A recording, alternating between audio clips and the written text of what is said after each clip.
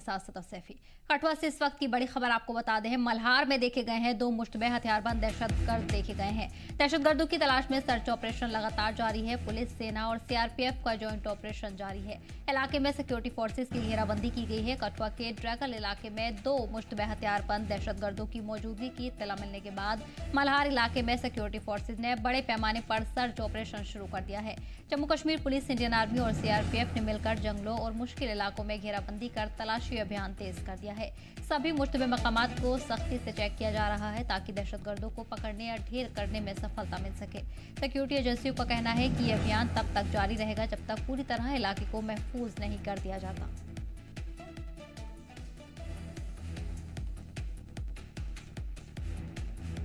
इस बीच आपको बता दें कि दहशतगर्दों की तलाश में सर्च ऑपरेशन लगातार जारी है। इलाके में बड़े पैमाने पर सर्च ऑपरेशन चलाया जा रहा है। साथ ही साथ पूरे इलाके को सील कर दिया गया है। जहां दहशतगर्दों के छुपे होने की इत्तला मिलने के बाद से ही बड़े पैमाने पर सर्च ऑपरेशन चलाया जा रहा है। इस ऑपरेशन में Jammu Kashmir police, Indian army और सीआरपीएफ के जवान शामिल हैं। सभी इलाकों को खंगाला जा रहा है। साथ ही साथ कई बड़े इलाकों की घेराबंदी की गई है। इस दौरान सभी मुश्तबे मकामात को सख्ती से चेक किया जा रहा है ताकि दहशतगर्दों को पकड़ने में कामयाबी हासिल हो सके। वहीं सिक्योरिटी एजेंसियों का कहना है कि यह अभियान तब तक जारी रहेगा जब तक दहशतगर्दों को पूरी तरह से खत्म नहीं किया जाता।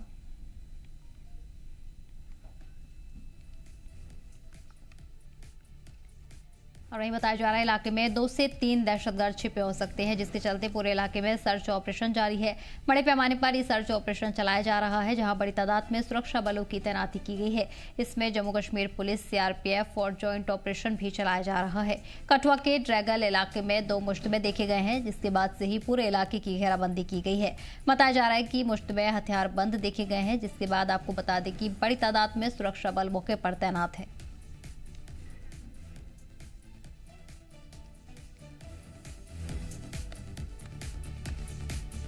वहीं कठुआ से बड़ी खबर आपको बता रहे हैं, जहां मल्हार इलाके में 2 मुश्तबे हथियारबंद देखे गए हैं। दहशतगर्दों की तलाश में सर्च ऑपरेशन चलाया गया है। पुलिस, सेना और सीआरपीएफ का जॉइंट ऑपरेशन लगातार जारी है। इलाके में सिक्योरिटी फोर्सेज की घेराबंदी की गई है। कठुआ के ड्रैगन इलाके में 2 मुश्तबे देखे गए हैं। मुश्तबे देखे जाने के बाद से ही पूरे इलाके की घेराबंदी की गई है। बड़े पैमाने पर सर्च ऑपरेशन लगातार जारी है। बता दें कि मल्हार इलाके में सिक्योरिटी फोर्सेज की तरफ से सर्च ऑपरेशन चलाया जा रहा है, जहां 2 मुश्तबे देखे गए। उसके बाद से ही बड़ी तादाद में सुरक्षा बल को तैनात किया गया है। वहीं आसपास के इलाकों में भी तलाशी मुहिम का सिलसिला जारी है, जिसमें Jammu Kashmir police, Indian army और सीआरपीएफ के जवानों की भी तैनाती की गई है।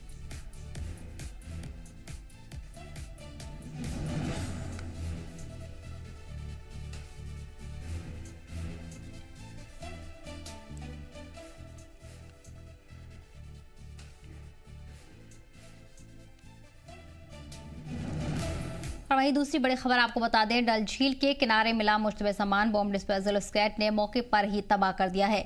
दिखने में सफेद बॉल जैसी चीज बताई जा रही है। विस्फोट के जरिए सामान को तबाह कर दिया गया है। पुलिस ने जांच शुरू कर दी है। वहीं सीसीटीवी कैमरे भी खंगाले जा रहे हैं। श्रीनगर की डल झील के किनारे ये मुश्तबे सामान मिलना और सामान मिलने के बाद से ही इलाके में हड़कंप मच गया। सिक्योरिटी फोर्सेज ने मुस्तैदी दिखाते हुए फौरन इलाके को घेर लिया और बॉम्ब डिस्पोजल स्क्वाड की मदद से मुश्तबे चीज को तबाह कर दिया गया है। पुलिस अफसरान के मुताबिक ये चीज सफेद रंग जैसी बॉल जैसी थी, जो झील के किनारे निगरानी के दौरान देखी गई है। सिक्योरिटी को ध्यान में रखते हुए फौरी इलाके को सील कर दिया गया और आसपास मौजूद मकामी लोगों, सयाहों को भी दूर किया गया। इसके बाद बम निरोधक दस्ते ने मौके पर ही मुश्तबे सामान को तबाह कर दिया है। फिलहाल पुलिस ने सामान की जांच शुरू कर दी है। इस मामले को लेकर संजीदगी से पड़ताल की जा रही है।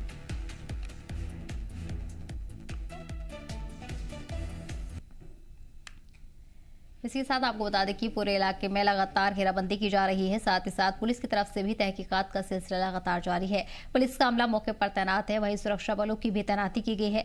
इस दौरान आपको बता दें कि आसपास के इलाकों को भी खाली कराया गया है। सयाहों और मकामी लोगों को भी दूर रखा गया है।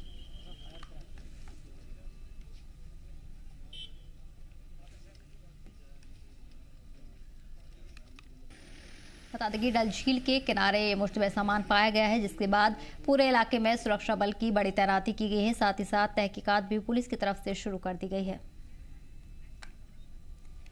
और इसी पर जानकारी के साथ हमारे नुमाइंदे मीर जुड़ गए हैं। मीर, फिलहाल क्या कुछ तफसीलात मिल रही है? डल झील के किनारे ये मुश्तबे सामान बरामद किया गया है, जिसके बाद से पूरे इलाके में दहशत भी देखने को मिली। जी बिल्कुल, सही कहा आपने। अगर आप देख पा रहे होंगे कि ये मेरे बैकग्राउंड में ये वही फुटपाथ है जहाँ पे जो है ये शकावर जो चीज जो है जम्मू कश्मीर पुलिस को मिली थी। हालांकि ये यहाँ से एक रूटीन जो सर्वेलेंस जो है जम्मू कश्मीर पुलिस की होती रहती है, क्योंकि ये एक टूरिस्ट स्पॉट है। क्योंकि आप मेरे राइट साइड पे देख पा रहे होंगे कि ये डल झील का पूरा इलाका है, और यूजुअली जिस फुटपाथ पे अभी हम मौजूद हैं, इसी फुटपाथ से जो है ज्यादातर टूरिस्ट की जो मूवमेंट जो है वो अक्सर देखने को मिलती है। और इसी फुटपाथ के जो एक बॉटम जो साइड है, वहीं पे ये शकावर चीज जो है जम्मू कश्मीर पुलिस को मिली थी। हालांकि जब इसकी जो इसकी बनावट जो है वो देखी गई तो कहीं ना कहीं पे ऐसा लग रहा था कि ये कोई ऐसा मवाद है जिससे नुकसान हो सकता है या ब्लास्ट हो सकता है। और आनन फानन में ही इस पूरे इलाके को जो है जम्मू कश्मीर पुलिस ने अपनी तहवील में लिया। इस पूरे एरिया को जो है सील किया गया। जो यहाँ पे जो व्हीकुलर जो मूवमेंट थी उसको बिल्कुल मुकम्मल तौर पर रोक दी गई, और जो खासतौर पर पेडेस्ट्रियंस थे उनको रोका गया। या जो यहाँ पे जो नाव शिकारा लगी हुई थी इनको इस पूरे एरिया से दूर किया गया, सो दैट कि अगर इसको लेटर ऑन जो एक कंट्रोल्ड एटमॉस्फेयर जब इसको डिफ्यूज किया जाता है तो उसमें किसी भी तरीके का कोई जानो माल का नुकसान ना हो।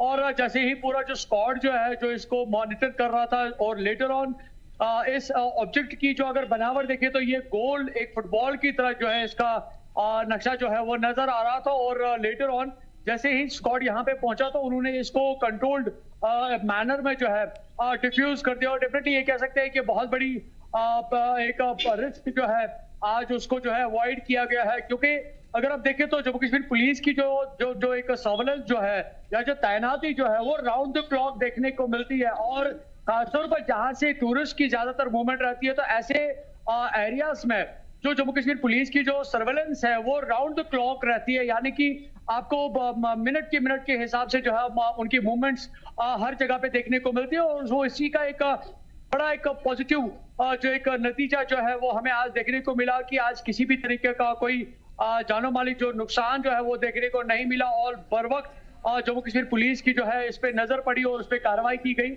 और एक कंट्रोल्ड मैनर में जो है इस ऑब्जेक्ट को जो है लेटर ऑन डिफ्यूज किया गया। जी बिल्कुल। फिर इस बीच देखा जा रहा है तस्वीरों में कि बड़ी तादाद में सुरक्षा बल को मौके पर तैनात किया गया है डल झील के आसपास। ऐसे में क्या ये भी ऐसी कोई उम्मीद जताई जा रही है कि इस तरह की साजिश या फिर दहशतगर्द आसपास मौजूद हो सकते हैं?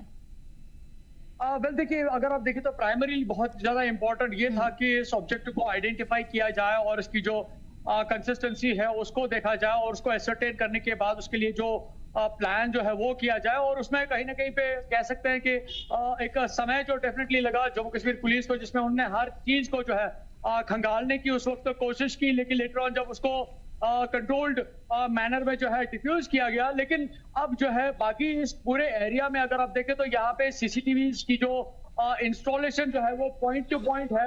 तो कोशिश की जा रही है कि इस मामले की जो मजीद जो तफ्तीश जो है वो करंटली जम्मू कश्मीर पुलिस कर रहे हैं। और डेफिनेटली जो तस्वीरें सीसीटीवी कैमराज में जो है वो कैच हुई होंगी उससे इस इन्वेस्टिगेशन को और एक बड़ी मदद जो है डेफिनेटली मिल सकती है। हालांकि अभी कह सकते हैं कि इस मामले को लेकर अभी जम्मू कश्मीर पुलिस की तरफ से इन्वेस्टिगेशन बिल्कुल थॉरोली चल रही है, क्योंकि दो तीन चीजें बहुत ज्यादा इंपॉर्टेंट है अगर आप इस इंसिडेंट को जोड़ें। क्योंकि आने वाले दिनों में ही ऐसा बताया जा रहा है कि प्रधानमंत्री का यहाँ जम्मू कश्मीर का विजिट होगा, उस हिसाब से ये भी बहुत ज्यादा एक रिस्क थी। सेकेंड, अगर आप देखें तो कल यहाँ से हमें देखने को मिल सकता है कि जो चीफ मिनिस्टर है कल कैबिनेट मीटिंग जो है वो यहाँ पे होने वाली है, तो उसकी भी जो हाई प्रोफाइल मूवमेंट्स जो है वो हमें इस रोड पे देखने को मिल सकती थी। साथ साथ अगर आप देखें तो मोस्ट इंपॉर्टेंटली कि ये जो एरिया है ये टूरिस्ट स्पॉट है, तो यहाँ पे टूरिस्ट की जो मूवमेंट है लगातार होती रहती है।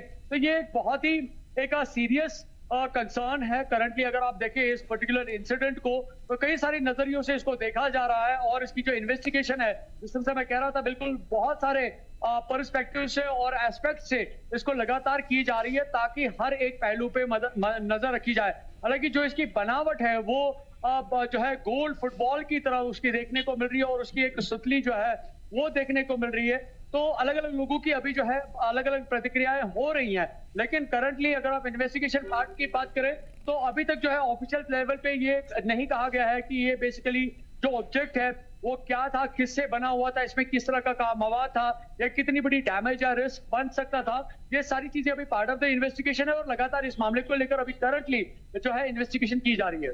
बिल्कुल। तो फिलहाल आपको बता दें कि मुश्तबे सामान को मौके पर ही तबाह कर दिया है। इसके अलावा तहकीकात भी पुलिस और जवानों की तरफ से शुरू कर दी गई है।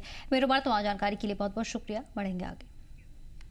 और वहीं पीडीपी ने एक बार फिर उमर सरकार पर जमकर हमला किया है। पीडीपी के additional general secretary Mohammad Yusuf Bhat ने शोपिया फ्रूट इंडस्ट्री की हालत पर अफसोस का इजहार किया और सरकार पर जमकर हमला बोला।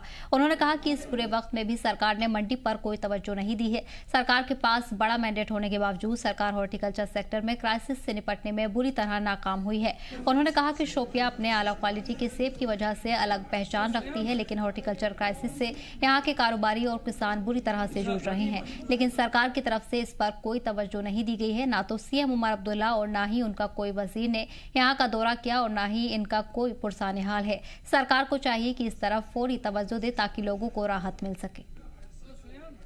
एक तो वो पार्सल ट्रेन शुरू हुई थी और दूसरा ये भी हुआ था कि उन्हें कहा था अब एक रेगुलर ट्रेन हम शुरू करेंगे, लेकिन मुश्किलात काफ़ी है। लोगों को गाड़ियां नहीं मिलती हैं, रास्ता बंद है अभी भी।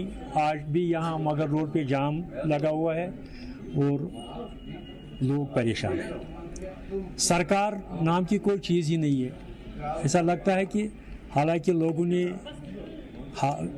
2024 में अपने एक ज़बरदस्त वोट में नेशनल कांग्रेस को मैंडेट दिया था और एक 50 मेंबर वाली जमात हुकूमत में आई थी, लेकिन लगता है कि लोग अपनी कुर्सी बचाने में लगे हैं और लोगों का उनको कोई ख्याल नहीं है। फिल्मी पर्दे पर वीरों के किरदार निभाने वाले नाना पाटेकर ने जिंदगी के असली मंच पर भी इंसानियत की मिसाल पेश की है। उन्होंने खुद राजौरी पहुंचकर पाकिस्तान की गोलीबारी से मुतासिर परिवारों को राहत की रकम अपने हाथों से बांटी है। ये राहत इंडियन आर्मी और निर्मला गजानन फाउंडेशन के जरिए दी गई है, जो नाना पाटेकर की अपनी तंजीम है। 25 इन्फेंट्री डिवीजन गैरिसन के ऑडिटोरियम में ये प्रोग्राम मुनाकिद किया गया, जहाँ सिविल और मिलिट्री इंतजामिया के कई आला अफसर भी मौजूद रहे। कुल 117 मुतासिर खानदानों को तकरीबन 42 लाख रुपए की इमदाद मुहैया करवाई गई है। इस मौके पर DIG JKP Tejinder Singh, DC Rajouri, SSP Rajouri, DC Poonch, SSP Poonch और जीएमसी राजौरी के प्रिंसिपल जैसे कई अहम आला अफसरान मौजूद रहे।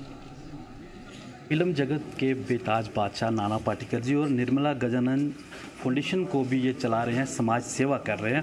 सर, हम आपके आभारी हैं कि आप राजौरी में आए। आपने राजौरी पुंछ के शेलिंग इफेक्टेड लोगों की आज आपने पहले का मदद नहीं कहेंगे, एक आपकी तरफ से उन्हें उन लोगों को श्रद्धांजलि और साथ ही उनके सिर पे हाथ रखना। बेटे देखो, जिस तरह से जो हादसा हुआ है, जिन्होंने अपने लोग गंवाए, उनको आप क्या मदद करोगे जी? उनका दुख है तो हम बांट नहीं सकते। भाई एक है कि ऐसे मत समझो कि हम आपके साथ हैं, एक एहसास दिला दो उनको, और कुछ नहीं। उसके लिए आया और ये लगातार करते रहेंगे। यू आर फॉर्चुनेट के यहाँ की जो अपने आर्मी के लोग हैं वो इतना बेहतरीन काम कर रहे हैं। सलाम है उनको, मुकर्री साहब। सर, यहाँ पे जो राजौरी पुंछ के बहादुर लोग हैं, हमेशा सेना के साथ कंधे से कंधा मिलाकर चलते हैं। जितनी भी यहाँ पे जंगें हुई, कभी लोग यहाँ से भाग के नहीं गए, हमेशा डट कर मुकाबला किया। यहाँ के लोगों के लिए किस तरह का मैसेज रहेगा? भागेंगे कहाँ? क्यों भागे?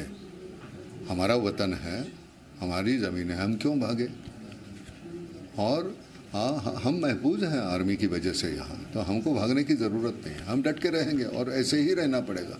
मैं सच कहता हूँ, यहाँ से भाग के कहीं जाके बसने की कोशिश करोगे ना, तुम वहाँ जी नहीं पाओगे, क्योंकि ये ज़मीन के साथ जो हमारा रिश्ता है वो कभी टूटेगा नहीं।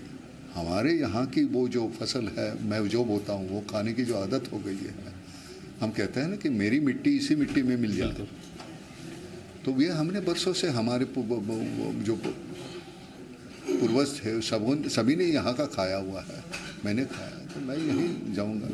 सर, पाकिस्तान की शेलिंग में पुंछ और राजौरी को बहुत नुकसान हुआ और इसके साथ साथ जब आपदा आई, बारिश हुई, जम्मू डिवीज़न पूरा बह गया, उसमें बहुत नुकसान हुआ। पंजाब इस वक्त पानी में है, कितना नुकसान हुआ।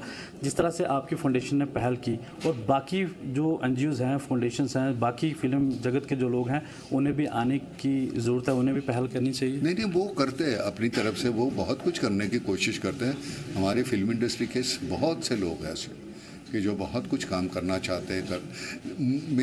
मैं बड़ा खुशनसीब हूँ कि मुझे बहुत अच्छी टीम मिल गई, नए बच्चे मिल गए जो लगातार काम करते हैं, बाकी का सब छोड़ छाड़ के इसी में जुड़े हुए हैं। तो उसकी वजह से ऑर्गेनाइजेशन से जुड़ जाते हैं। पैसे भेजते हैं, डोनेशंस देते हैं, आप लोगों को मालूम नहीं, लेकिन हमारी इंडस्ट्री बहुत अच्छी है।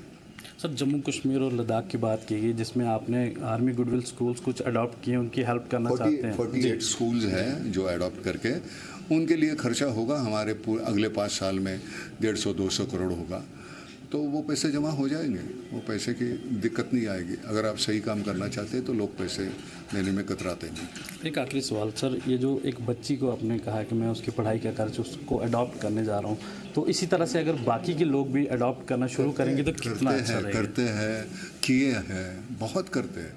मैंने आज एक बच्ची को अडॉप्ट किया, आपको मालूम हो गया, लेकिन ऐसे बहुत से लोग हैं शहरों में जो ऐसे बच्चों को अडॉप्ट करते हैं, उनकी शिक्षा का इंतज़ाम करते हैं। तो मुझे लगता है कि मैंने आज इसलिए कि मैं गया, वो देखा, उसने अपने पिताजी खोया, 11वीं में है बच्ची, उसकी माँ भी साथ में थी।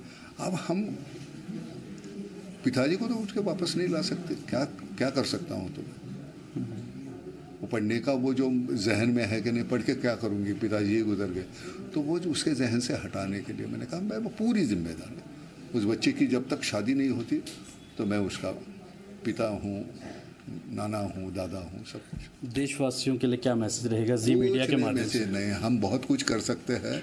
हमारी आर्मी जो है, हमारे ऐसे बाधित लोग हैं, उनके पीछे खड़े रहो यार, बाकी क्या। और रहते हैं, ऐसे कुछ नहीं है। एक फैमिली भी अगर आप अडॉप्ट करते हैं तो बहुत कुछ। धन्यवाद सर। धन्यवाद। फिल्म जगत के बेताज बादशाह नाना पाटेकर जी आज रजौरी पहुंचे थे, जहां इन्होंने पुंछ रजौरी के शेलिंग अफेक्टेड जो लोग थे उनसे मुलाकात की।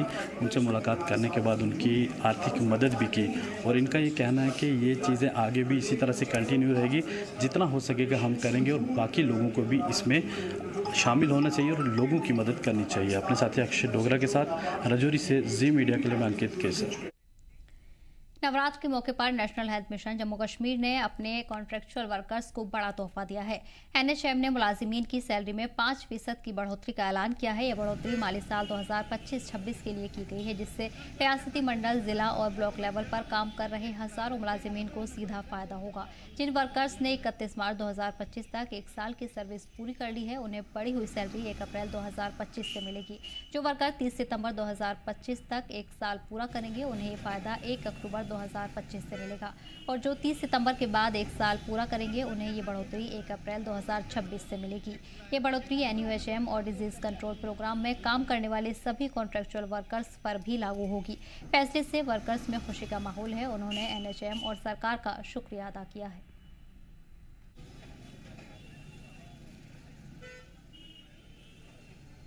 जम्मू कश्मीर बीजेपी की जानिब से श्रीनगर के घंटाघर लाल चौक पर एक खास एग्जीबिशन का इनेकाद किया गया, जिसका मकसद था भारत के वजीर आजम नरेंद्र मोदी की जिंदगी के सफर को लोगों के सामने लाना। इस एग्जीबिशन की थीम थी स्कूल जाने वाले बच्चे से दुनिया के सबसे असरदार रहनुमा तक, जिसमें पीएम मोदी के बचपन से लेकर वर्ल्ड लीडर बनने तक के अहम पड़ावों को दिखाया गया था। इस मौके पर न सिर्फ उनकी सियासी सोच, बल्कि मुल्क की तरक्की के लिए किए गए बड़े फैसलों और भारत की ग्लोबल पहचान को मजबूत करने वाली कोशिशों को भी उभारा गया। एग्जीबिशन में विजुअल्स और डिस्प्ले के जरिए बताया गया कि कैसे एक मामूली परिवार से आने वाला लड़का अपनी मेहनत, ईमानदारी और विजनरी लीडरशिप से आज पूरी दुनिया में एक मजबूत आवाज बन चुका है। कि नरेंद्र मोदी जी का जीवन एक संघर्षमय जीवन रहा है, एक स्ट्रगल से बड़ा जीवन रहा है। जिस व्यक्ति ने रेलवे स्टेशन से चाय बनाते बनाते, चाय लोगों को पिलाते पिलाते, एक गरीब के घर में पैदा होके इतने बड़े लोकतंत्र का, इतने बड़े देश का प्रधानमंत्री बनने के बाद नाम रोशन किया है। आज हर भारतीय को गर्व होता है कि मैं भारतीय हूँ। विदेशों में जिस भारत का डंका बजता है, उसका कारण नरेंद्र मोदी है। प्रधानमंत्री नरेंद्र मोदी की जन्म यात्रा को याद किया जा रहा है। हालांकि अभी तक लगातार जिस तरह से प्रधानमंत्री ने एक आम नागरिक होने के बाद इस मुल्क के प्रधानमंत्री की जो यात्रा है उसको आज स्टेप बाय स्टेप दर्शाने की कोशिश की जा रही है। इसका सबसे बड़ा मकसद ये है कि जो पूरा मुल्क जो है उसको ये बताया जाए कि एक आम इंसान प्रधानमंत्री कैसे बन सकता है, उसके पास क्या विजन ऑफ थॉट होता है, उसकी क्या अपेक्षाएं होती है, उसका विजन क्या होता है, उसकी सोच क्या है, उसकी विचारधारा क्या है। यानी कि अगर एक इंसान एक आम इंसान है लेकिन अगर उसके पास इस तरह की कुव्वत है कि वो पूरे मुल्क को चला सकता है तो वो कहीं ना कहीं पे प्रधानमंत्री नरेंद्र मोदी है। आज इसी चीज़ को लेकर भारतीय जनता पार्टी की तरफ से यहाँ पे इस श्रीनगर के घंटाघर पे एक बड़ा प्रोग्राम का आयोजन किया गया है। इसमें भारतीय जनता पार्टी के सभी वर्कर्स यहाँ पे मौजूद हैं और अगर देखें तो भारतीय जनता पार्टी के सुनील शर्मा का मानना है कि जिस तरह से प्रधानमंत्री ने अपनी मंशाओं को लोगों के लिए समर्पित किया है और एक आज़ाद और एक बुलंद भारत की एक तस्वीर, एक इमेज अपने दिमाग में बना के आज हिंदुस्तान को दुनिया के सबसे मशहूर तरीन और बड़े मुल्कों में गिनवाया है, तो उसके पीछे एक सोच है और चाहते हैं कि ऐसे प्रोग्राम से हर एक नागरिक में वो सोच पैदा की जा सकती है। ZJKL के लिए मीर उमर, श्रीनगर। उधमपुर जिले के रामनगर अस्पताल में 21 साल के नौजवान की मौत के बाद परिवार और मकामी लोगों ने हंगामा कर दिया है। मामला तब बढ़ा जब नौजवान की इलाज के दौरान मौत हो गई, जिसके बाद परिवार ने अस्पताल इंतजामिया पर डॉक्टरों की लापरवाही का इल्जाम लगाया। गुस्साए परिवार और लोगों ने रामनगर उधमपुर रोड को बंद कर एहतजाजी मुजाहिरा शुरू कर दिया। मौके पर SDM पहुंचे और लोगों को शांत कराने की कोशिश की है। मुजाहिरीन ने मामले की जाँच और डॉक्टरों पर कार्रवाई की मांग की है। काफी समझाइश के बाद इंतजामिया ने रास्ता खुलवाया और जाँच का भरोसा दिया है। फिलहाल पुलिस ने मामला दर्ज कर लिया है और जांच शुरू कर दी है। पेशेंट जो था पेन एब्डोमेन करके क्रोनिक ये था, अल्कोहलिक था, ठीक है, हाइपरटेंसिव भी था, तो मल्टीपल इसमें प्रॉब्लम्स थी। तो कुछ गैस का टीका लगाया, थोड़ी देर रखा तो अचानक उसके बाद डॉक्टर से नहीं पूछूंगा। एक मिनट बच्चे